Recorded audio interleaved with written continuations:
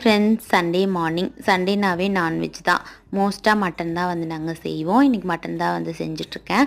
First வந்து மட்டனை நல்லா கழுவிக்கலாம். கழுவிட்டு ஒரு குக்கரில் கொஞ்சமாக எண்ணெய் ஊற்றி மட்டனை வந்து போட்டு நல்லா கொதிக்க விட்டுட்டு தண்ணி ஊற்றி உப்பு போட்டு மஞ்சப்பொடி போட்டு ஒரு 4 விசில் விட்டு எடுத்துக்கலாம். அதுக்குள்ளே ஒரு பேனில் எண்ணெய் ஊற்றி வரமிளகா, சின்ன வெங்காயம், பூண்டு, இஞ்சி போட்டு நல்லா தாளிச்சிட்டு கொஞ்சமாக கருவேப்பிலை ஆட் பண்ணி அதையும் நல்லா வந்து வணக்கி விட்டுக்கலாம். நல்லா வணங்கிருச்சு.